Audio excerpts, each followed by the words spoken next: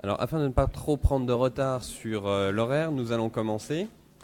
Donc, bonjour à toutes et à tous. Merci d'être présents à cet atelier sur documenter les interventions pharmaceutiques IP à l'officine.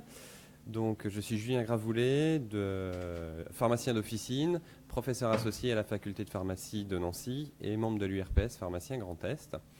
Et nous allons être à 3 voix pour essayer de travailler ensemble sur les IP.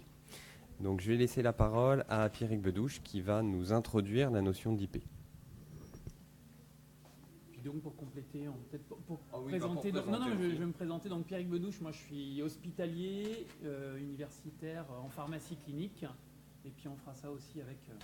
Donc Jean-Didier Pardet, ancien pharmacien de ville, ancien pharmacien d'officine, actuellement maître de conf associé à l'université de Grenoble, sur la filière officine.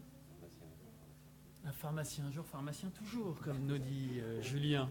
Bien, donc, nous n'avons pas de lien d'intérêt, déjà. C'est bien, hein, c'est bon à savoir. Objectif de l'atelier. On va travailler donc autour de 3 axes sur la codification des interventions pharmaceutiques. Donc pour cela, et notamment issu de la pratique officinale concoctée par Julien et par Jean Didier, l'analyse de cas pratiques.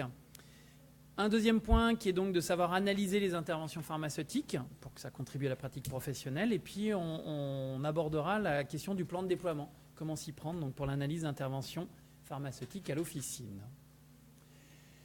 Alors un petit rappel, ou en tout cas point de définition.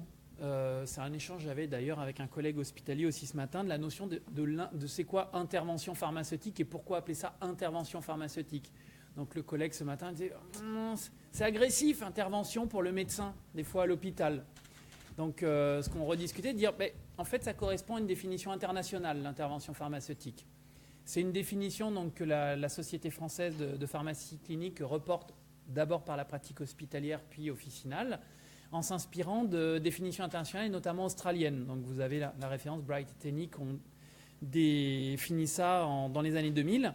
C'est-à-dire que devant l'identification d'un problème lié à la thérapeutique, qui est un événement, une circonstance qui implique un médicament, qui interfère de façon avérée ou potentielle avec l'objectif thérapeutique attendu, le pharmacien va intervenir, c'est-à-dire faire une proposition dans un objectif de modifier la prise en charge thérapeutique. Donc je reprends la définition, c'est une proposition d'action initiée par le pharmacien qui induit directement une modification de la prise en charge du patient ou de sa thérapeutique médicamenteuse. Et ces 2 éléments sont importants, ce n'est pas que sur les médicaments, c'est aussi sur les éléments de surveillance, par exemple, clinique, biologique, d'éléments de suivi dont on peut avoir besoin. Donc, ce qui est important dans la définition, c'est que qu'est-ce que ce n'est pas l'intervention pharmaceutique? Ce n'est pas, par exemple, du conseil. C'est quelque chose qui est identifié quand on identifie un problème et que le pharmacien estime qu'il y a quelque chose à faire modifier. Des fois, il y a un problème, mais pour lequel on ne va pas demander de modification. C'est ce qui s'appelle l'opinion pharmaceutique. Alors, on a parlé de beaucoup de termes. Il y a plusieurs termes. Il y a opinion pharmaceutique, il y a avis pharmaceutique. Et justement, la notion d'intervention pharmaceutique, l'opinion avait une autre définition, mais c'était justement tout l'amalgame. Et maintenant, pareil, avec effectivement l'ordre des pharmaciens qui avait porté ça. La notion d'intervention, c'est cette action du pharmacien qui modifie ou qui demande à modifier. Et tout à fait, c'est la démarche équivalente. Un petit historique de ce sur quoi on va travailler. Donc, et pourquoi ici on est au congrès de la Société française de pharmacie clinique et comment on s'est intéressé à la problématique des interventions pharmaceutiques et notamment de leur codification. En l'occurrence, en 2012, il y a eu élaboration conjointe par un groupe de travail donc, auquel moi je participe depuis 2003, qui est standardisation et valorisation des actes pharmaceutiques, où je vous montrais on avait travaillé à l'hôpital, et puis avec des pharmaciens d'officine désignés par le comité de pilotage officine, donc Julien d'ailleurs, c'est à cette époque on a commencé à travailler ensemble au sein de la SFPC, et puis un petit bilan donc sur, il y avait déjà 12 ans qu'on travaillait sur les interventions pharmaceutiques à l'hôpital. Comment on a démarré à l'hôpital? Donc, comme je dis, il y a eu un premier travail sur le groupe standardisation et valorisation en 2003, où un des constats, et comme ça a été le cas aussi pour l'officine, de dire on voit bien qu'on fait un acte, que régulièrement, quand on analyse de la prescription, on fait des modifications, on propose aux médecins de corriger. Pour arriver à analyser tout ça, plusieurs avaient fait des codifications. Et le constat à plusieurs hospitaliers au départ était de se dire on a besoin de parler la même langue. donc une même codification pour quand on parle d'un problème, en fait on est en train de parler de la même chose. Donc il y a eu ce premier travail qui a été mené en 2003 et puis ça a fait l'objet d'une étude, d'une analyse multicentrique dans 6 hôpitaux français pour justement comparer, analyser les interventions qui étaient formalisées dans nos hôpitaux lors de l'analyse de prescription avec l'outil de codification de la SFPC. Devant la demande, c'était un congrès SFPC de 2004 d'ailleurs, de dire mais pour pouvoir codifier, il faut qu'on ait un outil qui nous aide à le codifier. Donc dans l'hôpital, on a déjà défini une fiche et c'est à ce moment-là qu'on a développé un site internet, Actipé, pour permettre aux pharmaciens hospitaliers de pouvoir saisir, suivre pour eux-mêmes, mais aussi avoir une documentation collective. Donc Actipé, ça a permis donc, de mettre en place un observatoire des pratiques d'IP. Je ne sais pas si je vais le dire après. Donc l'objectif, c'est un aide au recueil et à la quantification des interventions, c'est savoir ce qu'on fait lors de l'analyse de prescription. C'est un objectif de standardisation dans différents sites, mais standardisation aussi au sein d'équipes. Donc à l'hôpital, on l'utilise beaucoup entre pharmaciens, avec les internes, il y a un autre atelier, je ne sais pas si vous avez pu y participer, sur la revue des interventions pharmaceutiques. C'est justement pour pouvoir discuter en équipe de, tiens, comment on est intervenu dans telle situation. Toi, tu as proposé d'arrêter, moi j'aurais proposé d'ajouter, et ainsi de suite. La mise en commun, ce qu'on avait dit, c'était à partir du moment où on est plusieurs, ça permet d'avoir une observation des pratiques professionnelles de pharmacie en France. Et de colliger tout ça, ça peut donner du poids, parce que quand chacun l'analyse dans son coin, dans son hôpital, ou demain, on espère, dans son officine, ça donne le reflet d'une pratique locale, avec sur une quantité d'actes qui a la quantité d'actes d'un site. Le fait de passer à un observatoire, ça donne un poids national, voire international, puisqu'il y a une version en anglais internationale. Et puis, ça aide aussi à l'enseignement de la pharmacie clinique, sur la base de cas concrets de codification. Donc en 2012, on est passé à cette étape de développement sur le modèle de la démarche qui avait été menée à l'hôpital, qui marchait très bien, puisque donc pour l'hôpital, mais je vais le dire après, c'est plusieurs milliers de pharmaciens qui l'utilisent maintenant et plusieurs centaines, on a 800 hôpitaux qui utilisent le système. Si vous voulez savoir ce qu'on va vous présenter derrière, il y a 2 documents que vous pouvez consulter. Il y a le rapport du développement qui est en ligne sur le site de la SFPC, vous avez le lien qui est ici. Et puis, c'est une démarche scientifique qu'on a menée, comme pour la grille hospitalière. Ça n'a pas été le résultat d'un travail entre collègues au bout de 2 heures et de se dire, tiens, ici, on faisait comme ça. On a commencé comme ça, bien sûr, mais derrière, il y a eu des validations statistiques, des tests sur des cas pratiques. On a fait intervenir des experts extérieurs.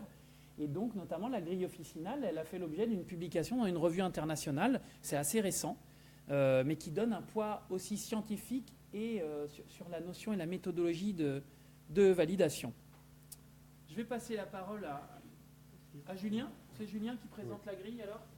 Alors donc, parmi les remis pour cette session, on vous a donné l'exemple de fiche d'intervention pharmaceutique qui est disponible sur le site de la SFPC en 2 versions. Une version couleur telle qu'elle est présentée ici et une version noir et blanc pour économiser un peu nos teneurs en officine. Donc voilà, qui est toute simple et toute bête.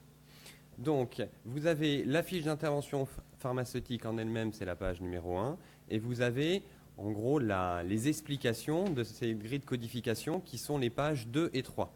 Donc, vous pouvez, comme je le fais à l'officine, vous faire juste la page 1 pour votre rappel documentaire, et puis la page 2 et 3, les plastifier par exemple, les mettre à des endroits stratégiques à l'officine pour y avoir accès plus facilement si on a un petit doute sur la codification. Donc c'est une démarche très logique qui va vous permettre de vous préparer lorsque vous allez devoir communiquer avec le prescripteur, par exemple, pour expliquer votre problématique. Donc vous pouvez personnaliser en mettant votre tampon en haut à gauche. Vous pouvez mettre un numéro d'enregistrement. Alors c'est vrai qu'on a tout de suite prévu un numéro d'enregistrement pour externaliser les données. Si c'est intra à votre officine, ce n'est pas forcément une obligation. Un nom, un prénom, une date. Vous pouvez mettre le code CIP du médicament si c'est nécessaire pour le retrouver, le numéro de facture correspondant à l'IP pour pouvoir rechercher et faire des rappels, l'âge en mois, le sexe, le poids en kilos. On a voulu faire simple. Et après, on est sur une démarche en plusieurs étapes. La première étape, c'est identifier un des 11 problèmes qui peut se produire sur une prise en charge de patient. Et donc, tous ces problèmes sont codifiés de 1.1 à 1.11 et vous avez l'explication de ces différents problèmes. On y reviendra après. Deuxièmement, vous renseignez le prescripteur, ça c'est l'étape 2, si c'est un médecin généraliste, un spécialiste ou un hospitalier. Mais ça peut être aussi les sages-femmes, les dentistes, les infirmiers. On pourrait rajouter éventuellement les podologues maintenant, c'est vrai. Et une fois que vous avez identifié le problème, votre rôle de pharmacien, ça va être d'emblée de proposer une solution. Parce qu'on ne va pas téléphoner à un prescripteur pour un avis sans avoir déjà des billes pour amener la discussion. Et les interventions, c'est plus réduit, il n'y a que 7 items de 3.1 à 3.7. Et suite à l'entretien, il y a différents devenirs de cette intervention qui vont de 5.1 à 5.7. On reviendra dessus. Et je termine sur la partie du bas qui permet de mettre un petit contexte de l'intervention. C'est vrai qu'on est sur de la codification, c'est très rapide, mais des fois on a besoin de mettre des petits éléments de contexte, surtout quand on reviendra derrière avec les interventions. Ça peut être traitement habituel de la patiente. On indique quelques mots le problème et on détaille un tout petit peu l'intervention. Et voilà, donc cette grille, une fois que vous l'avez remplie, avec l'habitude, ça va très vite en officine, en moins de 2 minutes, c'est rempli. Vous avez l'élément de dialogue qui sera nécessaire après pour discuter avec le médecin. Alors les items sont très nombreux et le but, en fait, c'est pas forcément de vous les détailler tous ici, puisque le but, c'est de vous faire travailler dessus. Et c'est pour ça qu'on a fait plein de petits cas éducatifs pour essayer de voir comment vous allez codifier les choses. Je tiens tout de suite à le dire, ce n'est pas une interrogation. La codification, c'est avoir globalement tous la même orientation. C'est comme ça qu'on peut dire que l'outil a été validé. Parce que si plusieurs personnes le remplissent, globalement, ils remplissent à peu près la même chose. Mais des fois, on peut pas avoir des divergences d'interprétation et on peut discuter sur telle codification par rapport à telle autre. Donc voilà, ce n'est pas une interro. On pourra discuter pourquoi on a codifié comme ça et on pourra revenir avec vous pour échanger sur pourquoi vous avez codifié autrement. Les devenirs de l'intervention sont reprécisés de l'autre côté. Et là, pareil, vous avez les descriptions. Donc, on verra ça tout à l'heure en atelier. Et sur le devenir d'intervention qu'on n'a pas détaillé parce que ça semblait relativement explicite, soit c'est accepté par le prescripteur, soit c'est non accepté par le prescripteur sans motif. Il dit c'est comme ça et pas autrement. Soit c'est non accepté par le prescripteur, mais il nous donne un motif qui nous semble valable. On a un refus de délivrance et on informe le prescripteur qu'on ne veut pas dispenser, quoi qu'il dise. On a un refus de délivrance sans appeler le prescripteur, parce que des fois, le samedi après-midi, ils ne sont pas disponibles. Et il faut quand même qu'on fasse notre travail de pharmacien. On peut des fois avoir l'acceptation du patient, c'est-à-dire qu'il a bien compris les informations, ou des fois la non-acceptation du patient par rapport à ce qu'on lui propose. Donc voilà pour cette grille rapide, mais on reviendra en détail après. Je ne vais pas trop faire catalogue tout de suite. Alors, sur l'historique, je vais laisser la parole rapidement à Jean Didier qui va vous parler, là aussi, de l'étude sur ces IP en officine, parce que c'est de la science. Alors, comme vous l'avez vu, c'était un travail qui était assez long et qui est dans la suite des travaux hospitaliers qui avaient été faits. Donc, une fois que la grille a été construite, on a voulu la tester, tout simplement. Et on a pris prétexte d'une étude, d'un appel à projet qui était l'appel à projet du CNOP, donc de l'Ordre des pharmaciens, pour évaluer le dossier pharmaceutique en 2013. Et donc on a fait une étude coup double, c'est-à-dire qu'on a évalué le dossier pharmaceutique et on en a aussi profité pour regarder ce qui se passait dans les officines, au comptoir, lorsqu'on vérifiait les dispensations. Donc c'est l'étude des prix office, c'était une étude multicentrique sur 243 pharmacies en France. Et je vous détaillerai plus précisément les résultats à la fin, une fois qu'on aura fait l'exercice de codification, de manière à ce que vous puissiez voir quel est l'intérêt au sein de votre officine de tracer les IP, pour vous, pour votre propre pratique, mais aussi l'intérêt à un moment ou à un autre de le faire et de le colliger pour montrer la plus-value du pharmacien. Alors, moi je vais juste vous dire ce que ça peut apporter, ces interventions pharmaceutiques, au sein de notre officine. Déjà, sur notre organisation. Ça permet de quantifier nos interventions pharmaceutiques. On travaille en équipe, à des moments on a beaucoup de monde, tout le monde est à son comptoir avec son patient et on ne se rend pas forcément compte de ce que font les collègues, de ce qui a été réellement fait. On entend bien qu'il y en a un qui téléphone, mais on ne sait pas forcément ce qu'il en est. Le fait déjà d'avoir ces informations, on peut quantifier, on peut se rendre compte finalement qu'au sein d'une équipe de pharmacie, on appelle souvent et on intervient souvent. Ça permet, puisqu'on a une trace écrite, d'analyser nos pratiques professionnelles. Donc ça, c'est important de reprendre ces fiches d'IP et de regarder ce qui a été fait au sein de son équipe et de voir si les comportements sont les mêmes pour tout le monde, si on a la même prise en charge d'un problème ou au contraire s'il y a des divergences dans la pratique, ce qui n'est pas forcément quelque chose d'entendable puisque chaque patient doit être traité de la même manière dans une officine. c'est aussi un outil de dialogue précieux avec les prescripteurs. Vous voyez, on mâche le travail pour le dialogue qui va venir ensuite avec le prescripteur. En gros, on l'appelle, tout est déjà clair dans notre tête et on a un plan d'action à lui proposer. Du coup, on gagne du temps au téléphone, on lui fait gagner du temps aussi parce que généralement, voilà, quand on l'appelle, il est souvent en consultation, ce genre de choses. Donc il faut qu'on soit bref, synthétique, sûr de nos arguments. Et là, au moins, ça nous oblige avant à nous préparer et à avoir les arguments qui font mouche. Et bien entendu, c'est une démarche d'assurance qualité. On trace nos actions, on les vérifie, on analyse nos pratiques et donc on peut améliorer nos pratiques. Donc il y a vraiment un intérêt et je vous donnerai des exemples très concrets sur mon officine, sur l'exercice dans mon officine après. Mais au niveau national, et là je pense que les IP, c'est aussi quelque chose de très important. On a vu l'exemple avec les hospitaliers. Ça permet d'attester et de qualifier le travail des pharmaciens d'officine. Qu'est-ce que voient nos patients quand ils arrivent dans l'officine? Ils voient une pharmacienne ou un pharmacien qui tend une feuille de papier et qui s'en va 20 minutes derrière et qui revient avec des boîtes. C'est vrai que c'est difficile de faire comprendre notre travail d'analyse, notre travail de discussion de la thérapeutique, éventuellement des échanges avec le prescripteur derrière. Donc là, on a déjà une donnée sur une des actions du pharmacien qui nous semble importante. C'est vrai qu'en termes de recherche épidémiologique, ça pourrait être très intéressant puisque ça permettrait de quantifier le service rendu aux patients mais aussi à la collectivité. À l'heure actuelle, on est tous convaincus que le pharmacien a un rôle essentiel pour la santé de nos contemporains, mais c'est vrai que c'est difficile d'expliquer ce qu'on fait et de le quantifier. Donc là, on pourrait avoir une donnée sur une intervention pharmaceutique, un rôle actif du pharmacien sur la prise en charge, et non pas juste pousser des boîtes. Et surtout, on a un déficit vis-à-vis des institutions, du ministère, des organismes payeurs et des représentants politiques, du vrai travail du pharmacien. C'est vrai qu'on est parfois un petit peu dans la caricature, dans le pouce-boîte, dans l'épicier. Et là, on a, avec cette fiche IP, des données quantifiables à leur présenter, voilà, sur les 1 million de patients qui passent la porte de nos officines. On a fait 1% d'intervention pharmaceutique qui aurait pu conduire, si le pharmacien n'avait pas été là, à des effets indésirables ou iatrogénie potentiellement importantes. Donc là aussi, en termes collectifs, si on arrive à ce que toutes ces IP remontent et soient analysées, ça peut être un formidable outil pour valoriser le rôle du pharmacien. Alors, pour utiliser la fiche d'intervention pharmaceutique en pratique, il n'y a pas besoin de grand-chose. Moi, je l'ai mis en place, ça c'est, vous voyez, mon classeur des fiches d'intervention pharmaceutique. Donc, mes fiches d'explication plastifiées, elles sont 3 dans mon officine, une en back-office, une à côté du téléphone et une en front office. Le classeur, lui, par contre, il est bien rangé sous le téléphone et bien identifié. Et les fiches d'intervention pharmaceutique, voilà, feuille A4. On a décalé un tout petit peu sur le côté pour pouvoir faire des trous à la perforatrice, sans empiéter sur le texte. Vous achetez une perforatrice et vous avez votre classeur. Ensuite, moi, j'ai décidé de faire des onglets par prescripteur. C'est-à-dire que chaque IP est rangé en fonction du prescripteur. Qu'est-ce que ça a permis concrètement l'analyse de ces fiches d'intervention pharmaceutique à l'officine?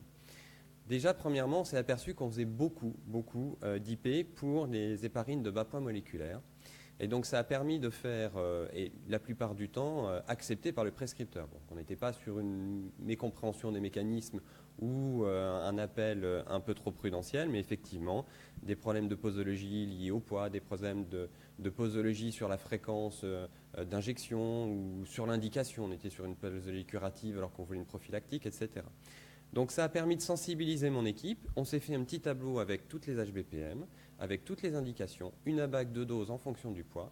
Et la consigne dans l'équipe, c'est dès que vous avez une prescription d'HBPM, partez du principe qu'il y a potentiellement une erreur. Donc vous vérifiez et vous n'hésitez pas à rappeler. Ensuite, on a eu des soucis concernant la pasteurellose. Alors moi, je suis en rural. Les gens sont beaucoup morts par leurs animaux de compagnie, chats, chiens, perroquets même parfois. Et nos prescripteurs avaient l'habitude de mettre de la piostacine pour ces syndromes post-morsure. Or, vous le savez, la piostacine n'est pas un antibiotique qui a une sensibilité sur l'agent responsable de la pasteurellose. Donc, ça nous a généré pas mal d'interventions pharmaceutiques où on rappelait le médecin en disant que c'était peut-être pas forcément l'antibiotique de premier choix face à la main qui avait bien gonflé suite à la mordure de l'animal. Et on a réussi du coup à faire changer les pratiques de prescription puisqu'on s'est aperçu rapidement sur la majorité de nos prescripteurs que cette habitude venue de je ne sais où, eh bien, finalement avait diminué et on a quasiment plus d'IP sur cette indication. Alors ça nous a permis aussi le ciblage, j'aime pas trop le terme, j'ai pas trouvé mieux, des prescripteurs. Donc vous avez vu, j'ai fait un cahier avec des onglets en fonction des médecins. J'ai des médecins qui c'est ça, et j'ai un médecin, c'est plutôt ça. Donc lui aussi, sur l'équipe, c'est pas compliqué, c'est zéro tolérance. C'est-à-dire que si on a le moindre doute, on l'appelle. Alors il nous connaît bien, maintenant, forcément. Il y a, pour une IP, je ne l'ai pas ramené, mais je l'appelle tous les mois. Ce qui me met une association de 2 antihypertenseurs qui n'existe pas. C'est-à-dire qu'il me met un 10, 12, 5, ça n'existe pas. Voilà. Et c'est dans son informatique, le patient vient tous les mois et dit « Ah, il s'est encore trompé », donc je l'appelle, je lui dis comme d'habitude, il me dit « Ah oui, comme d'habitude », mais il ne met toujours pas à jour son informatique. Donc je me dis peut-être qu'au bout de 50 fois, il mettra à jour son informatique, mais pas encore trouvé le levier pour le faire changer. Donc sur ce prescripteur, effectivement, quand il y a un changement de dosage, quand il y a quelque chose qui nous paraît un tout petit peu habituel, on est encore plus vigilant. Et ça a permis de standardiser les pratiques au sein de mon officine. Vous savez, alors ça remonte un petit peu, que les interactions médicamenteuses vis-à-vis de domperidone ont changé notamment avec l'augmentation de l'espace QT. Et je me suis aperçu en reprenant le cahier des IP avec mon équipe que une préparatrice ne réagissait pas sur domperidone et venlafaxine, alors que, alors, sûr, c'est pas une contre-indication absolue, c'est à prendre en cause, mais au moins ça peut nécessiter, surtout l'utilité thérapeutique de la domperidone, comme tout le monde le sait, de rappeler le prescripteur. Donc au moins ça fait un rappel à tout le monde de se dire, voilà, sur la domperidone, on veut avoir les mêmes pratiques. Donc c'est vrai que au début, on peut avoir un petit peu un frein de l'équipe qui se dit mais pourquoi s'amuser à cocher, etc., etc. Mais au fur et à mesure du temps, on voit qu'il y a une utilité, qu'il y a des retours d'informations, que ça fluidifie le dialogue avec le médecin et que ça fait changer nos pratiques, tout le monde s'y met, tout le monde le fait et ça devient une routine qui demande assez peu d'investissement pour le mettre en pratique. Alors sur justement les HBPM, je vais laisser la parole à Jean Didier. Comme vous avez vu, on vous conseille de tracer les interventions pharmaceutiques. Il y avait un autre atelier hier qui était sur j'ai oublié la revue des IP. Voilà, pardon. Donc en fait, les deux se maillent assez bien puisqu'une fois que vous les avez codifiés et que vous les avez tracés, le but est de pouvoir les exploiter, comme ce que disait Julien. Du coup, vous pouvez commencer à voir certaines tendances. Donc là, je vais juste rappeler ce qu'a dit Julien, mais de manière différente, et puis sur l'étude de POFI en extrayant certaines officines. Là, en fait, c'est une officine qui avait quasiment le même problème que Julien sur les héparines. En fait, en règle générale, à la période où on avait fait l'étude, le motilium était manquant. Ça avait tourné entre motilium, primpéran et vogalène. Je ne sais pas ce que c'est CPRN, mais ça avait duré presque un an. C'était assez compliqué. Donc, dans cette officine, la plupart des IP étaient faites pour les analgésiques. Donc, ça, c'est un grand classique. En top 2, c'était l'antimétique, c'était surtout un problème de manque fabricant. Et puis, il venait les ASDPM HF. Ce qui n'était pas forcément logique par rapport au profil des autres officines. Et en détaillant, en fait, ça reprend exactement les problèmes que tu avais. C'était assez varié. Et donc, du coup, l'option qu'avait trouvée cette officine, c'était de faire un tableau récapitulatif des APM, des HDF, des héparines, de manière à pouvoir sécuriser pour toute l'équipe cette dispensation et que chacun soit sûr et qu'on ne perde plus de temps pour aller chercher l'information et s'en réassurer, par exemple dans les ressources habituelles telles que le Vidal ou Thérapique. En fait, ça permet, le fait de faire une revue à partir d'un certain moment, ça permet de réellement de mettre les points, de rendre visibles les points saillants et sur lesquels vous pouvez vraiment être optimum pour améliorer et sécuriser davantage votre dispensation au sein de l'officine. Ça, c'était une autre officine. En fait, ils se sont aperçus qu'il y avait beaucoup d'interventions qui n'étaient pas acceptées par un prescripteur. Bon. Il peut y avoir plusieurs hypothèses pour ça. Toujours est-il que c'est quand même assez anormal de voir une unité comme ça se dégager avec une non-acceptation aussi massive. En regardant, on s'aperçoit qu'elles étaient non acceptées avec appel au prescripteur, non acceptées avec refus de dispensation sans même appel. Du coup, ça éveille un peu certaines interrogations. Qu'est-ce qui se passe? Est-ce que c'est toujours le même problème est-ce que c'est toujours un même problème récurrent, ou est-ce que c'est plutôt varié et plutôt lié au prescripteur? C'est plutôt un problème relationnel lié au prescripteur, ou est-ce qu'on a un problème pharmacologique récurrent qu'on n'arrive pas à traiter? En détaillant leurs IP, ils sont aperçus que c'était toujours la même. C'était Priorix Célestène. Je ne sais pas si ça vous parle, mais quand on passe une ordonnance Priorix Célestène, tous nos logiciels de dispensation tilt, comme quoi que c'est une interaction contre-indiquée, de micro-communication. Et puis là, l'équipe appelait pour pouvoir signifier au prescripteur qui systématiquement la refuse. Quand on regarde le détail de cette interaction, elle n'est que pour une prise de cortisone supérieure, si je dis plus de bêtises, à 15 jours, avec des doses de 2 mg kg/jour, si les restes sont à peu près bons. Donc on n'est pas adapté à la situation clinique de cette IP qui est en fait souvent du CLSL pour un enfant dans un contexte d'ORL. Donc en fait, là, ils se sont aperçus qu'en fait, ils faisaient un bruit de fond pour rien auprès du prescripteur. C'est-à-dire que, comme le disait Julien, en fait, on dérange un prescripteur lorsqu'on fait une intervention pharmaceutique qui est en pleine consultation, et là, en fait, c'était pour une pertinence nulle. Donc en fait, le danger ici est plutôt d'atteindre la relation interprofessionnelle à terme et de ne plus apparaître comme étant un professionnel compétent et pertinent. Et c'est-à-dire que le jour où vous avez une intervention qui est pertinente, très argumentée, mais plus difficile à faire accepter parce que peut-être moins connue, à ce moment-là, vu que votre image et votre compétence sont atteintes, vous aurez plus de difficultés au service de votre patient pour pouvoir la faire accepter. Voilà. Donc, voilà. C'est du bon sens et de la bonne science. Mais voilà. Et je pense que les IP vous permettent d'identifier les points saillants qui en fait passent inaperçus dans le flux quotidien difficile. On se dit, ah oui, il y a ça, mais on n'arrive pas à l'objectiver. Et le fait de pouvoir le tracer permet d'objectiver et de prioriser et de hiérarchiser les priorités. Voilà. Donc c'est vrai que c'est une vraie démarche de formation de l'équipe et ça c'est vraiment ce que vous pouvez mettre en avant pour faire accepter ça à nos équipes officinales. Donc nous on en a fini pour cette première partie et c'est maintenant on va vous faire travailler. Alors si vous pouviez vous répartir idéalement en 3 groupes. Non, par groupe de 3. Ah, par groupe de 3. Voilà, par groupe de 3. Bon, heureusement on était un petit peu plus que 9 donc ça ne fera pas 3 groupes mais un peu plus. Par groupe de 3. Et vous commencez par un rapide speed dating. Je m'appelle, j'exerce A et je viens au congrès de la SFPC c'est pour un peu briser la glace. Et ensuite, par contre, on vous demandera de codifier les cas. Pas plus que ça. Qui sont issus de la pratique officinale et qui vous ont été remis en début de séance. C'est ces 5 volets de feuilles. Je vais faire comme avec les étudiants. On a repéré des groupes qui ont l'air de bien se connaître. Peut-être profitez-en pour vous mélanger. On a fait le noyau dur là-bas. Vous avez le speed dating, c'est 1 minute, hein, pas plus. Hein, vous mettez et donc vous allez avoir à travailler ensemble 3 quarts d'heure. 3 quarts d'heure. Donc là, il y a un groupe de 3. Là, il y a un groupe de 3. Il va falloir aller. Une demi-heure. 30 minutes. Donc on va vous laisser 30 minutes parce que j'avais pas vu l'heure. 30 minutes pour travailler, donc je vous invite à prendre connaissance de la fiche. Lisez bien les 2 annexes, la codification des problèmes et la codification des interventions. Et après, lancez-vous avec les cas. Et nous, on sera là pour venir vous aider sur des points d'interprétation.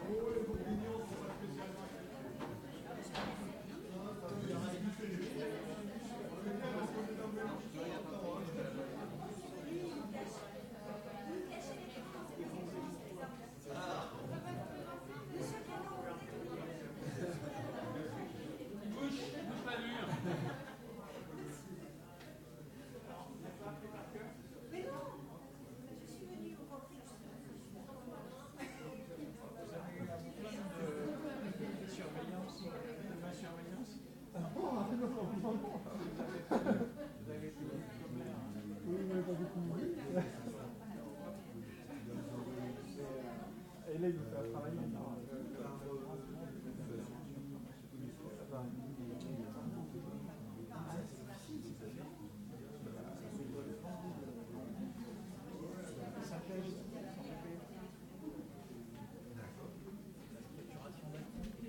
Alors, une petite précision d'emblée.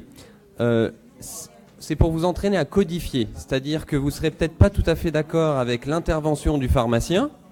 Ça, c'est vrai. Ça peut se discuter. Mais là, basez-vous sur l'intervention du pharmacien pour votre codification. Même si vous n'auriez pas fait forcément pareil.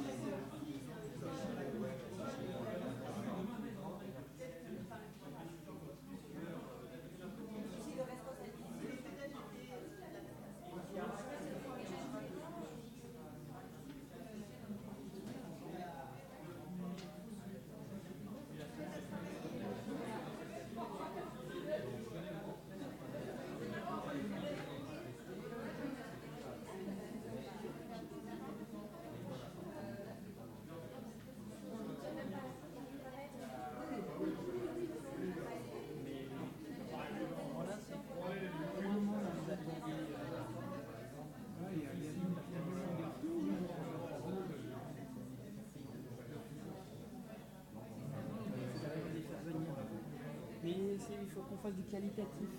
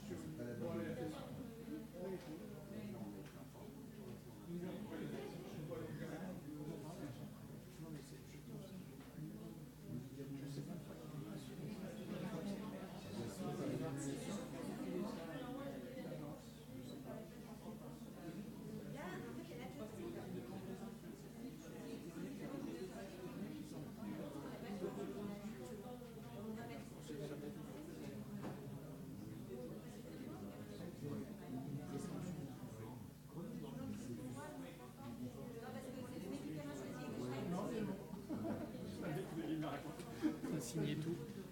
Je me demandais en fait comment il valide le DPC maintenant, parce qu'il dit ça valide pas le DPC juste en faisant ça. Parce que maintenant le DPC c'est quoi sur 3 ans? Oui, en fait il faut tous les 3 ans justifier d'au moins 3 actions. Et donc un atelier ça fait une action? Un atelier ça peut faire une action. Ah, ouais, quand même. Mais par contre il faut qu'au moins sur ces 3 choses il y ait une action avec amélioration et évaluation des pratiques professionnelles. Oui. Donc ça, ce serait considéré comme du cognitif, plutôt considéré comme du cognitif. On avait dit qu'on ferait un truc avant un truc. Et ben on peut pas le faire en évaluatif. Le problème c'est que un peu de DPC. ouais.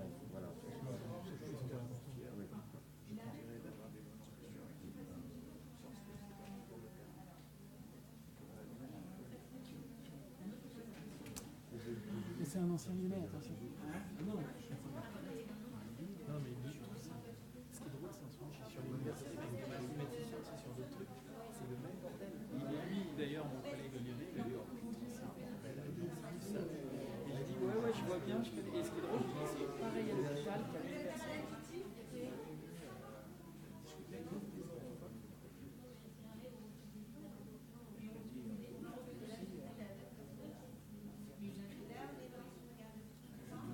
Comme ça.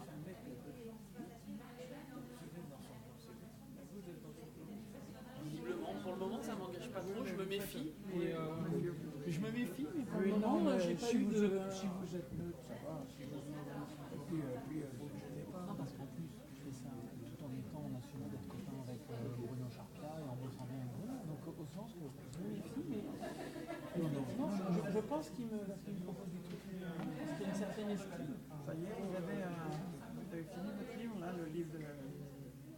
Il a accepté de. Non, si vous avez rayé mon nom complètement. Non, pareil. Non. Du tout. Ah non, de l'ANPC. Le livre de l'ANPC. Oui. Alors, on a refait le chapitre d'introduction. Mais tout seul.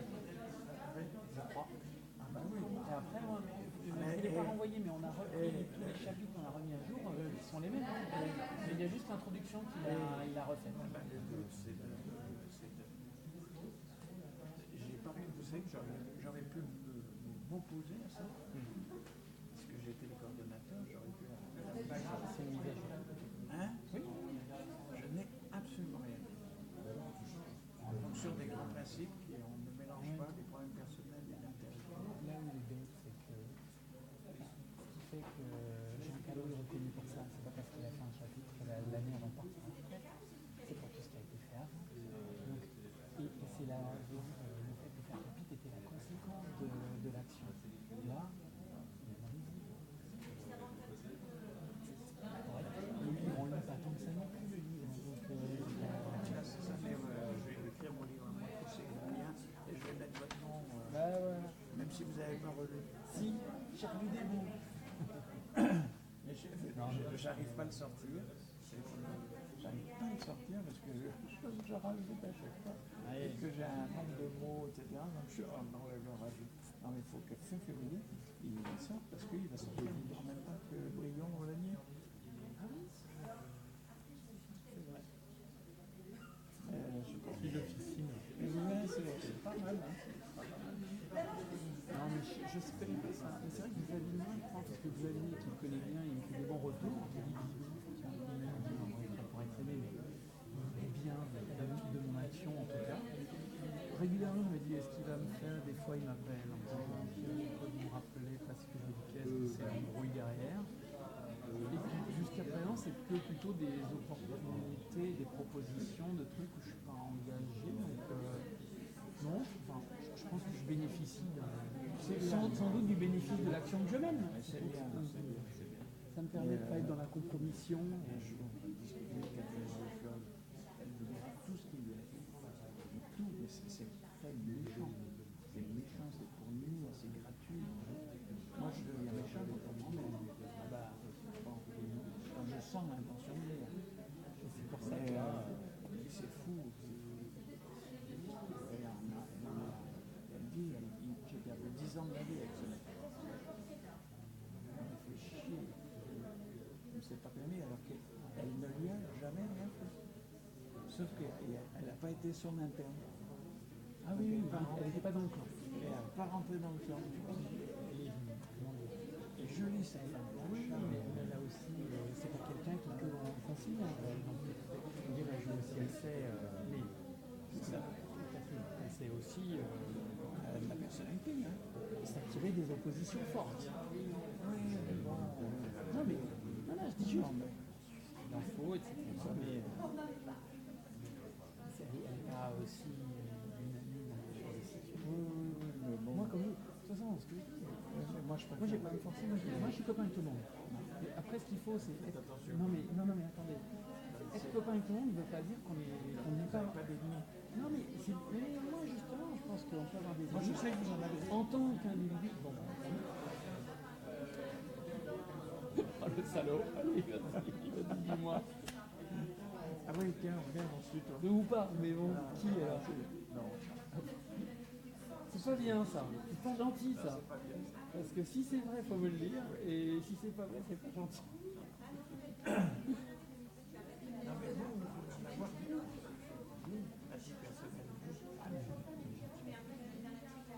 Il est 52. C'est jusqu'à 15h. Non, regarde, attends, moi je pense qu'on peut les laisser Encore, oui, là, ça 15 heures. discute bien, oui. L'idée c'est l'atelier. Non, non, mais là, ça discute bien, les points d'interaction et tout.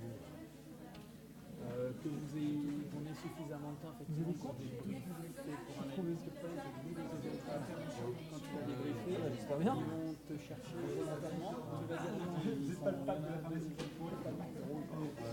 y a un gars noir à chaque fois. Comme moi, ça me va parce que c'est pas le cas. C'est du temps que j'ai. Et en fait, ce que je dis, je pense que c'est pareil, quand tu as des étudiants comme ça, en fait, c'est d'arriver à te choper celui-là et de te le mettre dans la poche et en jouant avec lui, et au final les autres regardent faire et le gérer, ça donne du crédit, et puis lui en fait tu peux le dans la poche et tu le retournes comme quelqu'un qui est au contraire vachement dynamisé. Voilà. Et ça, moi je sais que quand j'étais jeune enseignant, ça j'arrivais pas à faire. Parce qu'en plus tu as le stress, tu maîtrises pas ton truc, ça nécessite un recul, parce qu'en fait ils sont dans une posture de te remettre en question, de te provoquer, de challenger. Et voilà, c'est vrai qu'une fois que tu ranges, j'arrive pas tout le temps, hein, mais même ensemble, quand après j'arrive à faire ça, de tout construire. C'est comme je suis pas dans le métier, faire un vidéo, mais maintenant on est c'est exemple, tu utilises la force de l'autre. Donc si tu te confrontes, tu vas te défendre. Ah bah, je suis d'accord. J'ai pas compris cette discussion Tiens, d'ailleurs, ça m'intéresse que comme je suis ça, c'est une carence, un déficit de notre formation. On ne formait pas la gestion du conflit. Or, pour moi, et ça m'est arrivé au sein de officiel, mais en garde, en machin, on dit, mais ça s'apprend pas. Et je ne sais pas si c'est des choses que vous faites, alors moi, le secteur comme je pense pas le conflit comme ça. Quoi. Moi, je l'ai appris après dans un métier de formation spécifique, vraiment avec l'âge.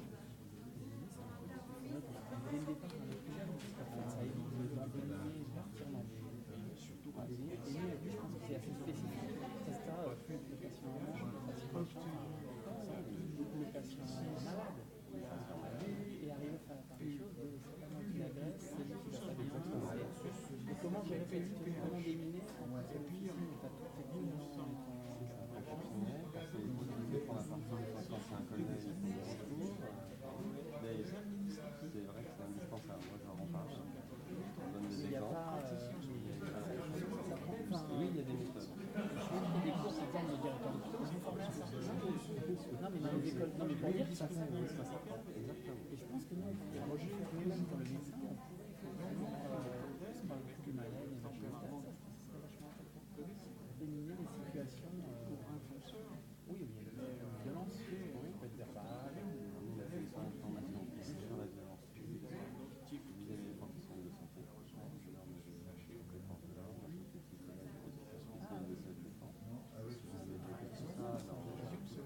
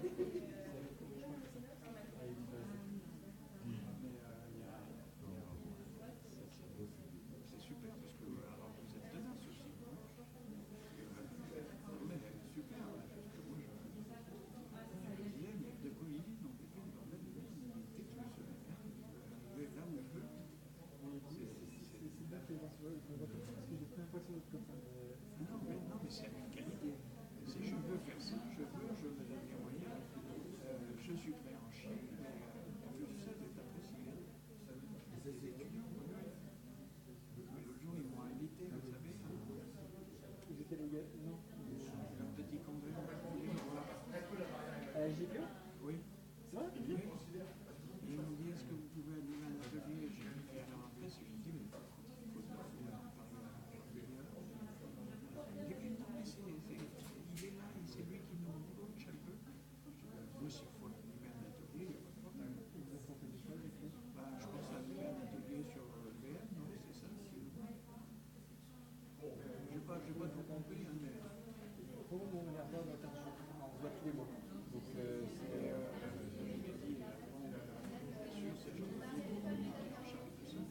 Benoît. Plus Benoît. Il pousse les mêmes. Je sais. Dans la même situation, je pense que c'est ce qui est fait. Mais non, moi j'ai pas l'habitude. Non, j'aurais bien dit, moi je suis là si vous voulez. Mais il n'y a pas de problème, même Nathalie, elle peut, si vous voulez, elle peut animer un atelier, hein, c'est très pertinent dans les entretiens.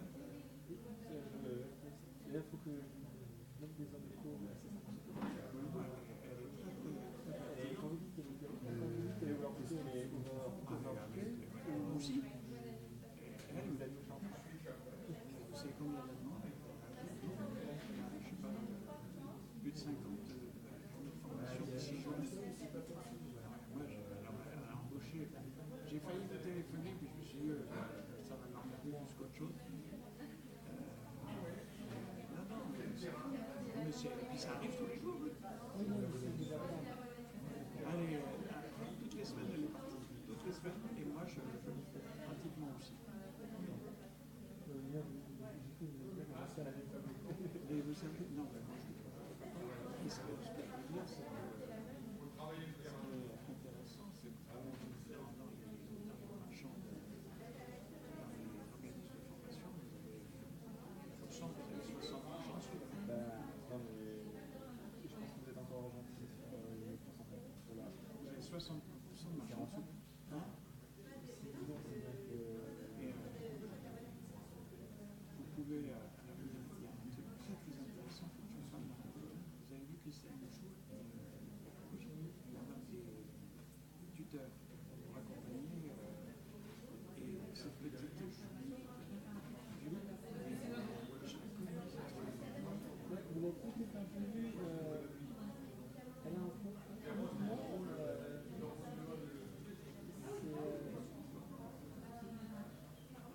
Au niveau confort, elle est un peu montée cette fille. Le problème, c'est que là, elle m'a rappelé pour savoir, elle réfléchit à faire un master. Elle réfléchit à faire un master.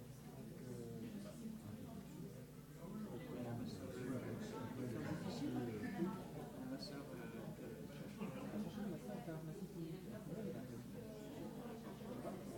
Voilà. ça, on a raté ça. S'il n'y a pas non, il n'y a rien à faire. Du boulot, là. Il n'y a rien à faire. Non. Réfléchir Je suis un bon chef. J'ai regardé comment il faisait. Non, mais il va te trouver du boulot dans ton temps, là, fais attention.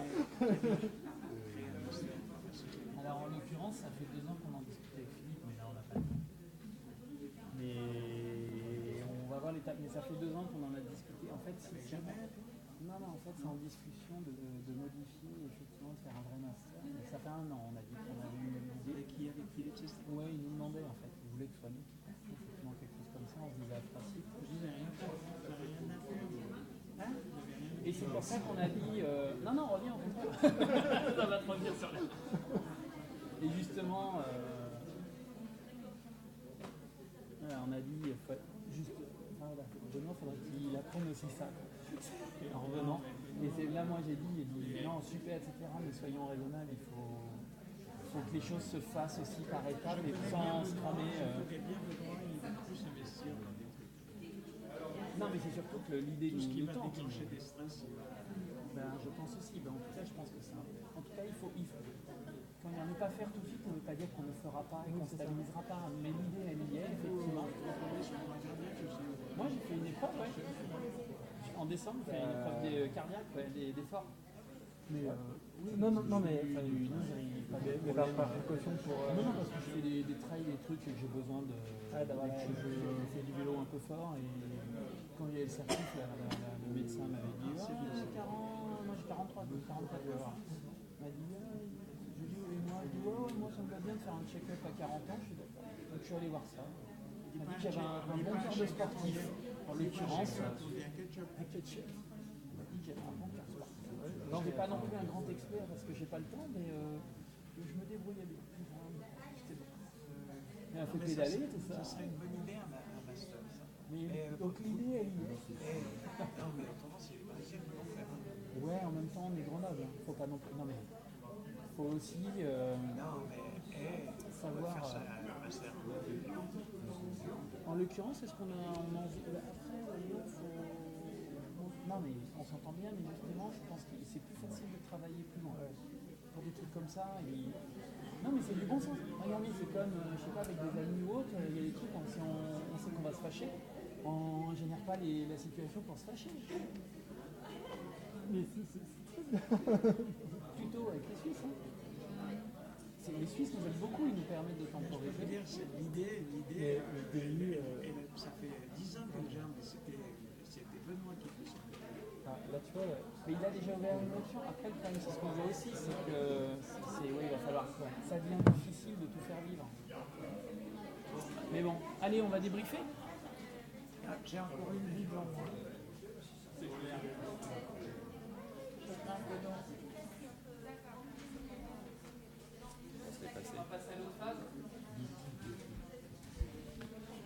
Alors, merci d'avoir été si studieux pour cet atelier.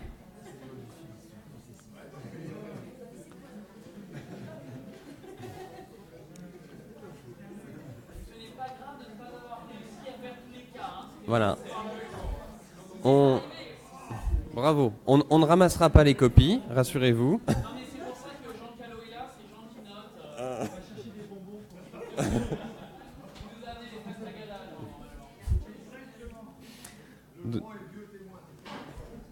Donc on va rapidement, je ne vais pas dire corriger, mais revoir ensemble les codifications qui nous paraissaient les plus adéquats.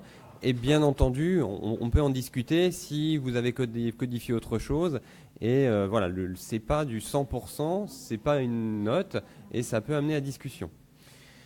Donc prescription de thiocolchicoside, vous avez vu, on était sur du 15 jours. C'est vrai que maintenant c'est limité à 7 jours. Et le pharmacien propose donc de réduire à 7 jours et à 2 comprimés par jour et non pas 3. Donc le médicament est indiqué, simplement la posologie n'est pas bonne. Donc on n'a ni sur la fréquence de prise ni sur la durée. Donc c'est un problème de posologie. Et la seule chose que le pharmacien a fait, c'est remettre une posologie adéquate. Je sais qu'il y a un groupe qui avait coché en non-conformité par rapport au référentiel, qui avait discuté ça. Je ne sais pas si ça. C'est vrai, oui. C'est une des discussions qu'on avait eues, et tout simplement quand ça date de 2014, si je me souviens bien, l'alerte. Oui, tout à fait, oui. C'est une discussion qu'on avait eue, et c'est vrai que les deux à l'époque pouvaient très bien aller, puisqu'en fait on venait de modifier le référentiel, modifier les recommandations, donc la non-conformité avait été discutée et tenait la route, oui. Sauf qu'aujourd'hui l'AMM a été modifiée, on a modifié aussi les doses recommandées, donc c'est bien un problème de posologie aujourd'hui. D'accord? Enfin, pour vous dire que quelquefois c'est assez flou et il faut recontextualiser. Alors, sur le cas numéro 2, ce fameux rhinoflumucil, qu'est-ce que vous avez codifié? Contre-indication? Oui. Oui. Là, effectivement, on est sur une contre-indication, pas avant 15 ans, et on propose... Ouf! Et là, on change de médicament, on passe d'un produit à un autre, donc on est bien sur changement de médicament. Sur le cas numéro 3, le Trinipatch. Oui.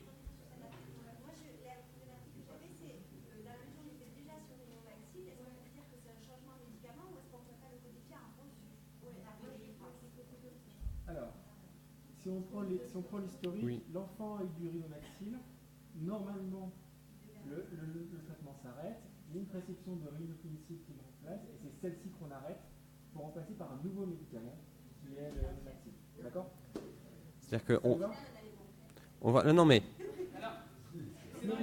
non, mais c'est pas une histoire de bon. Hein. Ça, c'est super important. C'est pas bon ou pas bon, c'est qu'il y a plein de cas et quand on le valide, où plusieurs peuvent coder différemment. C'est pas gênant. Ce qu'il faut, c'est comme l'a montré Jean-Didier tout à l'heure, et puis on reverra aussi derrière, c'est quand on en analyse beaucoup, ça nous permet d'avoir un gros reflet de la problématique et surtout du type de proposition et d'action que va faire le pharmacien. Et du coup, les variabilités se compensent. Voilà. J'en ai un de plus, un de moins, C'est ça. C'est pas grave. Vous avez.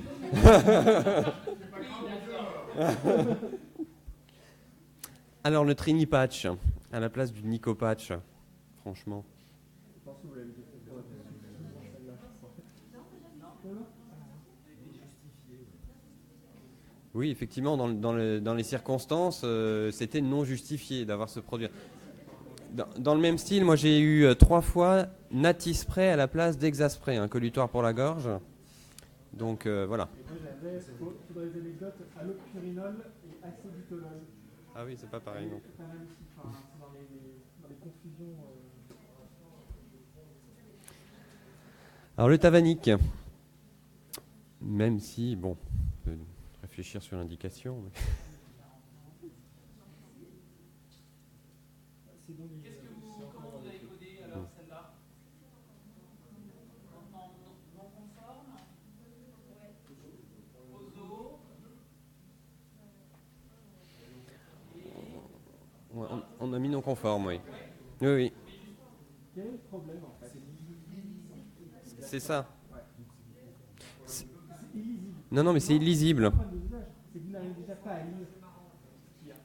C'est une mauvaise lisibilité de l'ordonnance. On est sur 1.9, prescription non conforme, support ou prescripteur. Le support d'ordonnance n'est pas conforme, bon, là, sûrement. Le libellé est incomplet ou incorrect ou mauvaise lisibilité de l'ordonnance. Là, on est vraiment, on ne sait pas quoi lire. Donc c'est pour ça qu'on a mis prescription non conforme. Effectivement, la subtilité qu'il y a là, c'est qu'il y a la question de la cause et de l'effet. Oui. Parce que finalement, la lisibilité, le problème, ça entraîne le fait que potentiellement, on n'a pas la bonne dose. Donc c'est ce qu'on disait avant. Il n'y a pas de bon ou de pas bon. Oui. Même si elle était codée comme problème de dose, Oui, c'est c'était. aussi de regarder derrière quelle action a fait le pharmacien et de le regarder à l'échelle de pratique sur plusieurs mois ou années. Voilà, et là pourquoi on est sur amélioration de méthode de dispensation? Parce que le pharmacien va réécrire sur l'ordonnance bien 2 comprimés par jour, et là de manière lisible. Mais on n'a pas changé l'esprit de la prescription ni ce que voulait faire le prescripteur. Sur le sotalol et la dompéridone. Bon, là il n'y a pas de souci, je pense qu'effectivement. Peu d'interaction et qui est géré avec un remplacement. Voilà. C'est tout bon là pour celle-ci? Oui. Le cassis, le Novenox et l'Inoep. Oui, je l'ai entendu, redondance. Voilà. En fait, dans ces cas-là, pour vous aider à choisir la bonne intervention, c'est reprendre la chronologie et qu'est-ce qui se passe. On a une prescription d'Inoep en cours et se surajoute une prescription de Lovenox.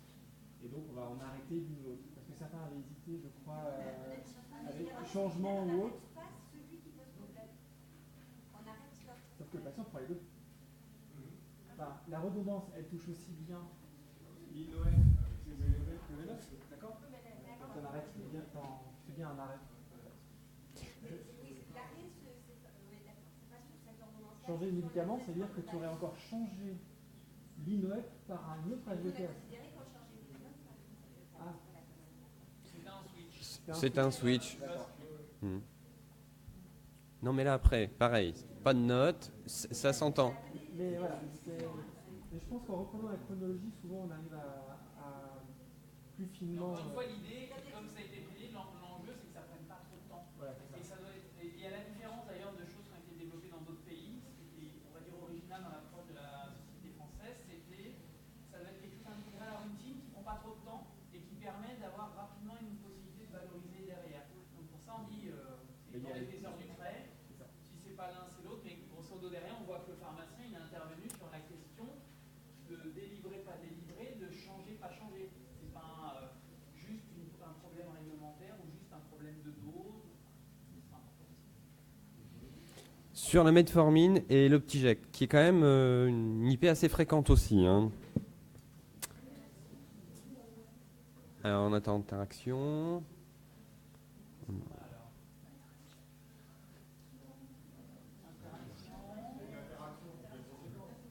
Interaction, d'accord.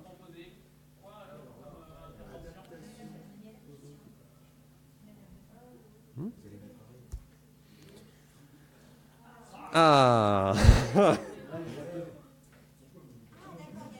Alors, eh ben oui. petite règle pour la codification, il n'y a toujours qu'un seul problème et qu'une seule intervention. Du moment où il y a deux interventions, c'est qu'il y a deux problèmes. D'accord? C'est toujours un binôme simple. Oui.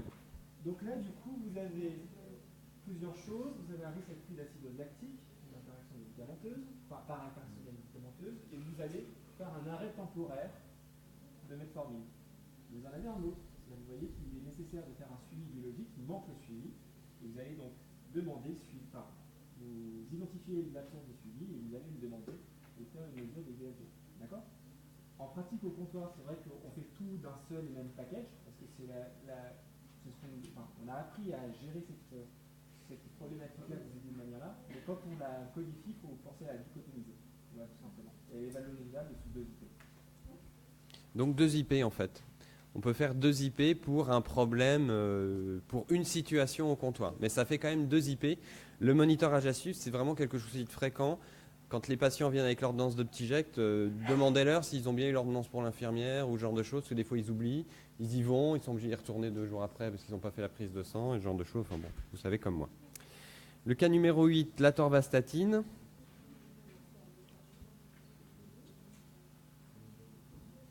Poso, oui, j'ai entendu Poso, effectivement. Hein, là, et on adapte la posologie en revenant à la posologie d'avant. Le Crestor. Statine et crampe. Ouais, là j'ai entendu un 4. Effet indésirable. Ouais, je pense que là tout le monde. Ouais, voilà, il n'y a pas de souci. Pas de souci pour l'effet indésirable. Le K10. Ah, le zolpidem. Ouais, pharmacodépendance, ouais. Ça arrive aussi. Le. Vas-y. Pour la pharmacodépendance, dans la règle, dans l'IBM d'information, c'est suspecté ou avéré. D'accord? C'est-à-dire que de temps en temps, on n'a pas forcément d'argument objectif. Donc du coup, elle peut même être codifiée en pharmacodépendance, même avec un minimum de preuves pour nous. D'accord? Bah, des fois c'est, ouais, on se dit, oui, là, le comprimé il va peut-être pas être utilisé vraiment pour une solution thérapeutique. Mais on n'a pas forcément plus d'éléments que ça. Bon, prescription habituelle de strodose, bah, vous savez que le strodose, ça a été compliqué. Voilà, médicaments ou dispositifs non reçus par le patient. Changement de médicament. Alors ça aussi, hein, c'est des IP comme ça, j'en ai de plus en plus. Je pense que tous les pharmaciens ici doivent être confrontés à ça. Et ça nous prend un temps fou, nous pharmaciens, à téléphoner aux grossistes, au labo, à se faire dépanner, etc. Je pense que la plus-value de notre métier, juste pour la logistique, c'est quand même pas le plus valorisant. Ah non, on n'est pas obligé d'appeler le prescripteur. Moi j'ai un tableau à l'officine, les prescripteurs m'ont dit, alors pour ça, moi je veux que vous changiez tout le temps par ça. Donc lui, il veut plus qu'on l'appelle. Et puis d'autres qui disent, bah, je veux que vous m'appeliez quand même à chaque fois. Mais au bout du 10e, ils disent, bah non, vous faites tout le temps comme ça. Et puis voilà. Bon.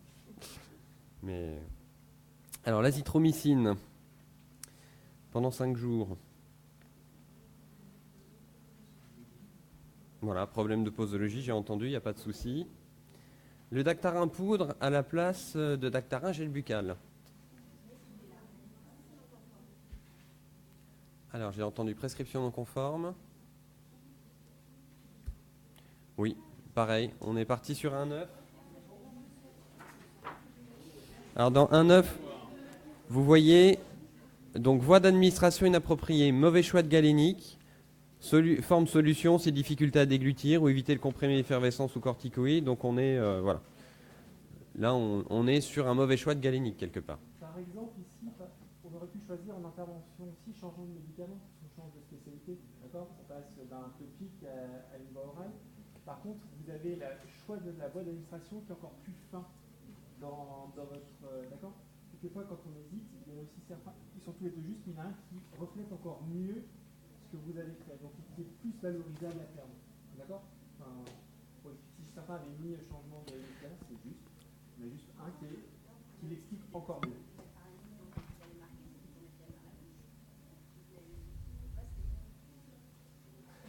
Oui, non, mais on peut discuter, oui. Mais c'est vrai que bon, après je sais pas. Donc Jean-Didier a raison, c'est vrai que des fois on pourrait dire je change de boîte, je change de médicament, mais on reste quand même sur la même molécule, sur les mêmes indications. Donc il faut imaginer qu'en analyse macro, on change quand même pas de spécialité, on reste sur la même molécule, c'est juste une voie d'administration qui est différente. Donc le cas numéro 13, la maladie de Parkinson, le Trivastal et le Vogalène, donc voilà, interaction, ça j'ai entendu. Changement de médicament, ça pose pas de problème. L'amoxicilline 1 gramme, un comprimé 3 fois par jour pendant 10 jours. Et l'allergie aux pénicillines, classique. Contre-indication, voilà. Changement de médicament, pas de souci, ça roule. Vous voyez, plus ça va, il n'y a pas de problème. Alors, Hexacil comprimé, elle veut la forme en poule. Ah.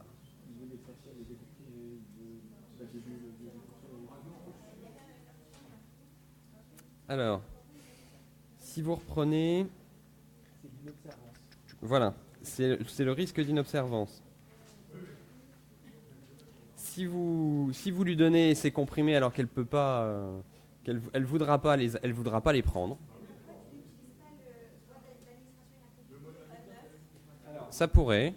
C'est l'alternative. C'est une alternative qui est possible. Tout à fait.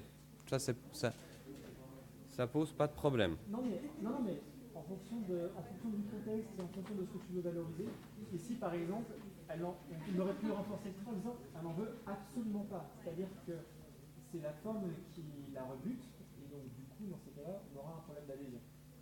Donc dans ces cas-là, c'est ça que tu cherches à valoriser pour ton activité.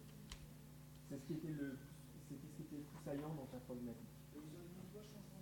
Oui, on aurait pu mettre... Oui, tout à fait. Alors, oui. Alors, oui, non, parce que l'ampoule se boit et le comprimé se boit aussi. Sauf que la voie est... Oui, non mais... Non mais, voilà, d'accord, c'est juste aussi. C'est juste aussi, là c'est vrai que... Mais le but c'est ça, c'est de vous montrer qu'on peut être des fois à un micro-cheveu de la discussion, mais le but c'est de coder rapidement. Après quand vous reprenez ça en équipe, de toute façon les gens vont... Moi c'est rare que dans mon équipe les gens disent « Ah moi j'aurais pas codé ça comme ça ». Mais des fois, bon, on peut en rediscuter, mais l'important c'est de se dire « Ah bah oui, il faut se souvenir que Madame Machin, les trucs comme ça, elle en veut surtout plus ». C'est ça la plus-value en fait. Lumira, ah bah désolé je l'ai mis. Ça c'est du classique aussi, hein, les ordonnances 4 volets qu'on n'a pas. Donc prescription non conforme, support d'ordonnance n'est pas conforme. Et voilà. Alors je vais redonner la parole à Jean Didier sur Dopiofi. En fait, là, pendant l'atelier, vous avez vu comment codifier. Maintenant, on va essayer de vous montrer quel est l'intérêt de le faire au quotidien et puis de colliger les données. Donc pour ça, c'est l'exemple de l'étude dont vous avez parlé qui était Dopiofi. Donc la première analyse sur 243 pharmacies d'officine en 2014-2015,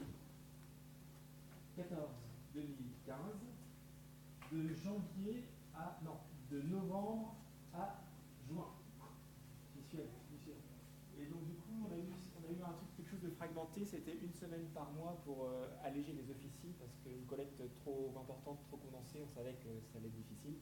Donc là, on avait disséminé sur le stage des 6e années, stage professionnel des 6e année, qui était nos petites mains sur le terrain. Et une semaine par mois, ils nous faisaient remonter les interventions pharmaceutiques qu'il y avait. Donc il y avait 5 facultés qui étaient partenaires, Dijon dans l'ordre d'apparition, hein. Dijon, Nantes, Toulouse, Paris et Grenoble. Voilà. Là vous avez en point là où étaient situées les officines, vous voyez surtout les grosses villes parce que les étudiants ont tendance à rester dans les villes universitaires pour faire leur stage de 6e année.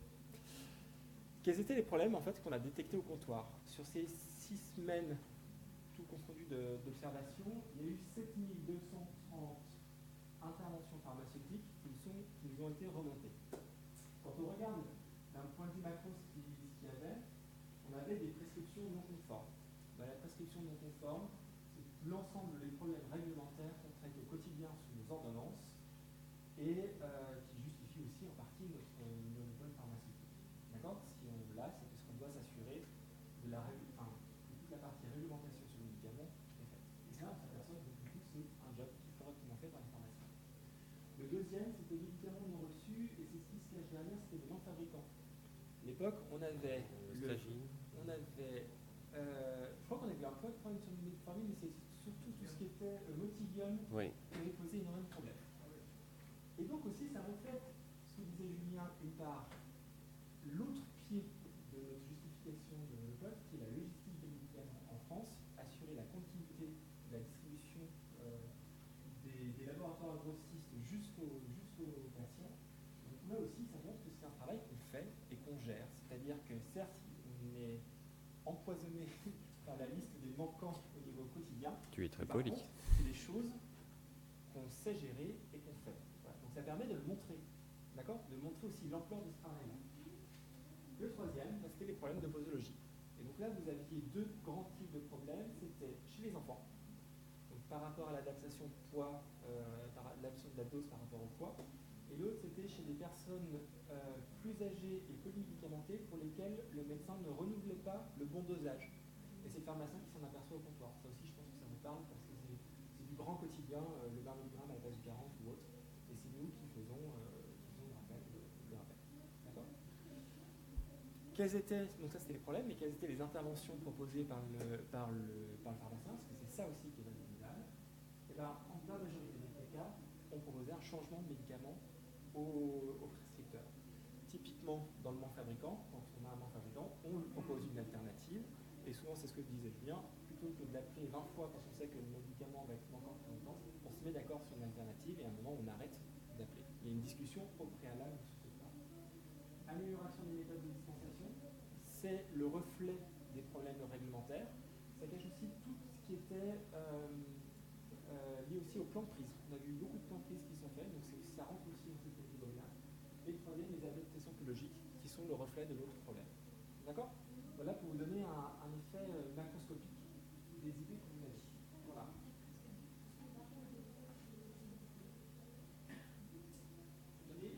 Oui. Ah oui. Si.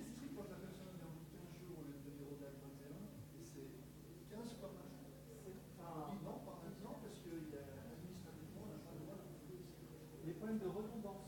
Si je, par Oui. exemple, ça recoupe notamment les problèmes de redondance, les problèmes de médicaments non justifiés. Vous voyez, déjà, rien que là, on arrive à avoir C'est une façon de les calculer interactions cette activité pharmaceutique qui, dans le système actuel, est difficile à valoriser, mais surtout déjà.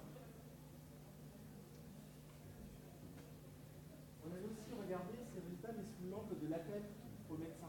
Comme on l'a évoqué tout à l'heure, on n'appelle pas toujours le médecin, il y a des choses qu'on gère directement au comptoir.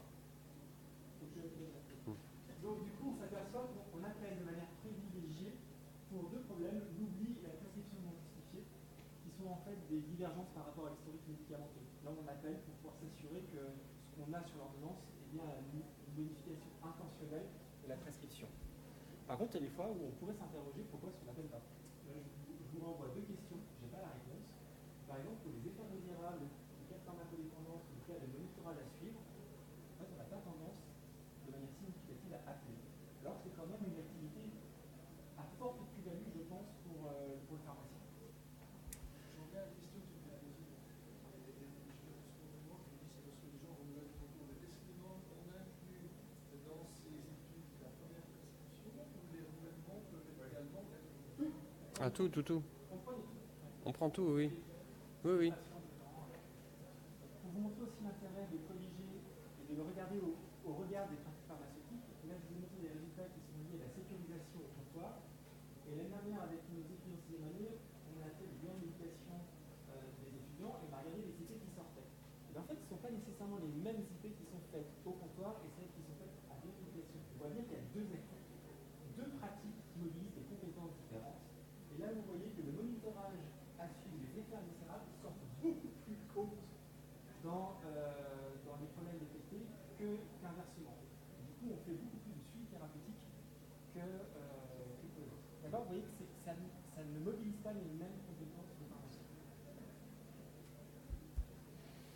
Alors les perspectives de ces interventions pharmaceutiques, donc vous le savez peut-être, mais les interventions pharmaceutiques avaient été une demande de la profession pour être inclus dans la nouvelle convention, ce qui nous a été très gentiment mais fermement refusé.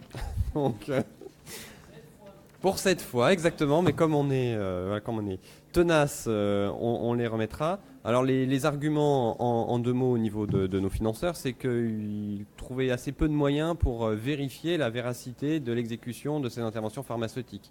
Ça, c'était à mon avis le côté pragmatique pour nous dire non, et puis il y avait quand même un petit côté payer le pharmacien pour qu'il apprenne au médecin à faire son boulot qui n'a jamais été exprimé, mais qui était un peu sous-tendu. Alors néanmoins, on ne lâche pas l'affaire, ce qui fait que, puisque c'était un argument, on va dire technique, de dire comment est-ce qu'on va vérifier que le pharmacien a bien modifié la prescription et bien fait l'intervention pharmaceutique, on a profité de l'expérimentation sur la prescription dématérialisée, où là en gros le médecin fait une prescription informatique qui est tracée, on sait qu'il a prescrit tel produit, et où le pharmacien, quand il va recevoir en flashant ce petit flashcode l'ordonnance, et qui va devoir la modifier, là aussi il devra faire une remontée informatique en disant ce que j'ai dispensé n'est pas conforme à ce que le médecin avait prescrit, c'est normal, je suis intervenu. Et c'est là où on a décidé, dans cette expérimentation, d'intégrer la codification des IP. Donc peut-être que dans un futur proche, si l'expérimentation de la prescription dématérialisée fonctionne, on aura un moyen objectif de dire que le pharmacien a fait une IP, vérifiable par nos institutions et finançable par la Convention. Et surtout, moi je pense que c'est très important. Je jalouse vraiment Actipé au niveau hospitalier parce que c'est un observatoire des pratiques qui est phénoménal pour se rendre compte du travail du pharmacien hospitalier, et ça nous manque vraiment. Donc moi je réclame à corps et à cri un Actipé officine, où là effectivement on pourrait avoir ce reflet en temps réel du service rendu aux patients au quotidien en France, et là on deviendrait inattaquable et injustifiable sur notre légitimité. Et c'est ce qui nous manque actuellement. C'est vraiment un outil auquel je crois pour défendre la profession et montrer qu'on travaille, et on travaille bien au service des patients. Voici, je vous remercie pour cet atelier. J'espère qu'il vous a convaincu de, dès demain, déployer cette fiche IP dans vos officines. Et vous verrez, au début, on tâtonne un peu et après, on ne s'en passe plus. Merci beaucoup.